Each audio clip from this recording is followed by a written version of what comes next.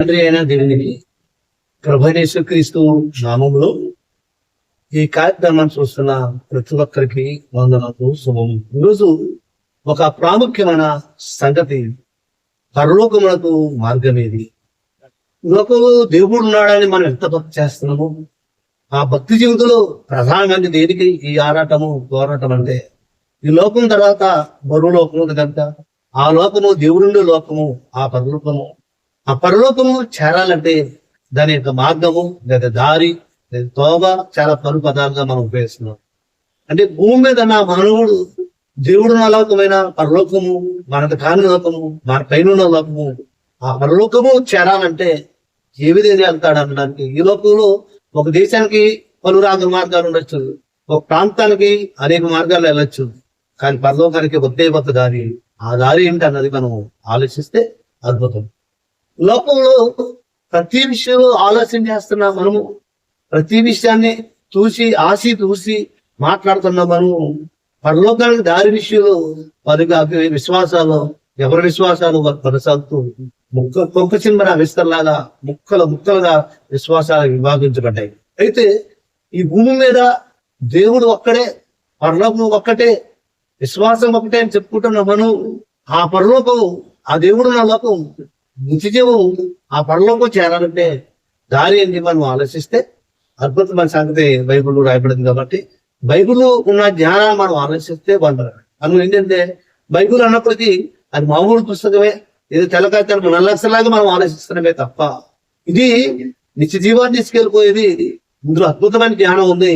ఈ జ్ఞానాన్ని మానవుడు మేధస్సు కన్నా గొప్పదని మనం తెలుసుకుంటే ఈ జ్ఞానం మనకు.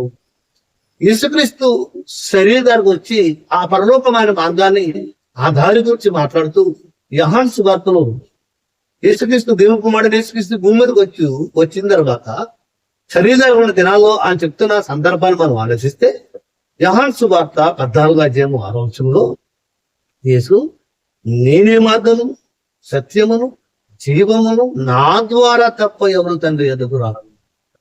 ఈ యొక్క మాట మనం ఆలోచిస్తేనే చాలు.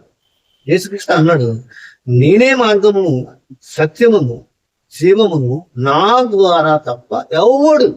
అంటే భూమి మీద 6 నేల మీద ఉన్నా, ఈ భూమి మీద ఉన్న ఈ ఖండాలో 7 ఖండాలు, 5 మహాసముద్రాలు ఉన్న యావత్తు జనాంగం ఎవరైనా కానివ్వండి పరలోకం చేరాలంటే ఖండితంగా బైబిల్ చెప్పొస్తుంది. నేనే మార్గాన్ని, నేనే సత్యము, నేనే జీవం వేసుకుంటా అన్నాడు. నా ద్వారా తప్ప ఎవడు తండ్రి అతడు. అంటే తండ్రి అనే దేవుడు పరలోకంలో ఉన్నాడు. ఆ పరలోకంలో ఉన్న తండ్రి అతడికి భూమి మీద మనం డైరెక్ట్ వెళ్ళడానికి చాయిస్ అనేది. ఇక్కడ నుంచి దేశం వెళ్ళిపోవచ్చు, మన ఫ్లైట్ వెళ్ళిపోవచ్చు, ఎలాగైనా ఇంకో ప్రాంతం నుంచి ఎలాగైనా వెళ్ళిపోవచ్చు. కానీ ఈ మార్గం యూనివర్సల్, దేశాలు కాదు, ఇక్కడ లోకమే మార్గం. ఆ లోకం మేరాలంటే ఒకటే దారి, ఒకటే మార్గము. ఆ మార్గం అంటే శరణ్యము. యేసుక్రీస్తే మనకు శరణ్యం దిక్కు. ఎందుకు అన్నాడు, ఎందుకు యేసుక్రీస్తు శరణ్యము మన దిక్కు. మరి యేసుక్రీస్తులు ఏముంది ఆ స్పెషాలిటీ? యేసుక్రీస్తు కాదు మాకు అవసరం లేదయా, ఆయన ఒక మనిషి కుమారుడేదా, లేదా మరియు కుమారుడు, లేదా వడ్లమాన కుమారుడేదా, ఆయనలో ఏముంది స్పెషాలిటీ అనుకున్నాం, లేకపోలేదు. ఎందుకంటే అన్నాడు యేసుక్రీస్తే నేనే మార్గాన్ని. ఎక్కడికి మార్గం? ఇక్కడ నుండి భూలోకం నుండి పరలోకానికి దారి లేదా మార్గము, త్రోవ పర్వతానికి చెప్పవచ్చు. ఆ త్రోవ ఎందుకు మనం యేసుక్రీస్తుని మనం శరణ్యమయ్యాడంటే ఇది కూడా బైబిల్ చెప్పవస్తుంది. యేసుక్రీస్తే తప్ప మన ఎవరికి ఎందుకు లేదు ఈ దారి. మనం ఏదైతే మరి అనేక భక్తి చేస్తున్నాడో, అనేక మంది దేవుళ్ళు నమ్ముకొస్తున్నాడో, మరి యేసుక్రీస్తులో ఏముంది స్పెషాలిటీ, ఎందుకు ఆయనే దారి అని మనం ఆలోచిస్తే ఆ సమాధానం కూడా అపోస్తుడైన పౌలు కొరింథీయులకు రాసిన మొదటి పత్రిక ఒక అద్భుతమైన మాట రాయబడింది. మొదటి కొరింథీ పత్రికలో 8వ అధ్యాయము అపోస్తుడైన పౌలు కొరింథీయులకు రాసిన మొదటి పత్రిక 8వ అధ్యాయము 6వ వచనం మనం ఆలోచిస్తే ఇక్కడ ఒక అద్భుతమైన మాట రాయబడింది. ఆకాశం అందేనను భూమి మీదైనను దేవతలు అనబడి ఉన్నాను, మనకు ఒక్కడే దేవుడు ఉన్నాడు, ఆయన తండ్రి. ఇక్కడ నుండి మనం ఆలోచిస్తే ఆయన తండ్రి, ఆయన నుండి సమస్తం కలిగిన, ఆయన నిమిత్తము మనం ఉన్నాము, మరియు మనకు ప్రభు ఒక్కడే, ఆయన క్రీస్తు యేసు. ఆయన ద్వారా ఈ మధ్యవసనంలో చర్చించింది, ఆయన ద్వారా సమస్తము కలిగిన, మనము ఆయన ద్వారా కలిగిన వారు. అంటే భూమి మీద ఉన్న యావత్ జనాంగము యేసుక్రీస్తు ద్వారా కలిగిన వారు. భూమి చదువుకున్న ఎపిసి పత్రికలోనే 1:4 చదివితే జగత్తు పునాది వేయబడకముందే క్రీస్తుల్లో మనల్ని ఏర్పాటు చేసుకున్నాడంటే భూమి మీద ఉన్న సర్వమానవాళ్ళకి కూడా యేసుక్రీస్తు ద్వారా భూమి మీదకి వచ్చాడు. మళ్ళీ రిటర్న్ కూడా యేసుక్రీస్తు ద్వారా పరలోకం వచ్చాడు. ఆ పరలోక మార్గం ఏదంటే ఈ భూమి మీద ఉన్న ప్రతి ఒక్కరికి యేసుక్రీస్తు అర్థమవుతేనే మనం డిసిజన్. యేసుక్రీస్తు మనం నమ్మకం లేకపోతే, యేసుక్రీస్తు మనం ఆశ్రయించకపోతే, శరణ్యం కాకపోతే పరలోకాన్ని దారి మాట్లాడు. అది అన్నాడు, మనం ఆయన ద్వారా కలిగిన వారము, సమస్తం ఆయన మూలంగా కలిగను, మనము ఆయన ద్వారా కలిగిన వారము, ఆయన నిమిత్తం మనం ఉన్నాము. మనకు ప్రభు ఒక్కడే ఆయన యేసుక్రీస్తు. అత్యున్నతమైన జ్ఞానం బైబిల్లో రాయబడింది.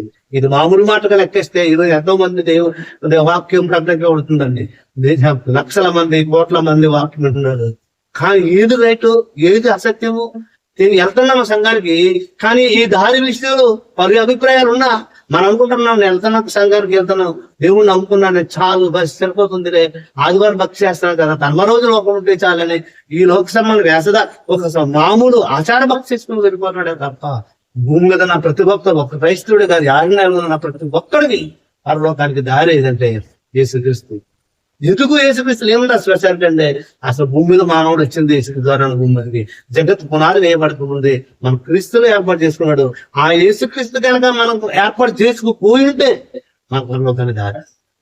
అందుకే పరలోకంలో దిగి వచ్చిన యేసుక్రీస్తు అంటున్నాడు, తండ్రి పంపిస్తే వచ్చాడు, నా యొక్క నేను ఏమి రాలేదు, నేనే మార్గాన్ని, నేనే సత్యము, నా ద్వారా తప్ప కూడా తండ్రి ఎదుకు రాడు. అంటే తండ్రి దేవుని ఎద్దకు పోవాలంటే ఆ దారి ఏదంటే, ఆ మార్గం ఏదంటే, ఆ రూటు మాకే దారి అన్నావు, తోవన్నావు, ఆ ప్రవేశిస్తుంది. మనం యేసుక్రీస్తు నమ్మగలిగితే మనం నిజం.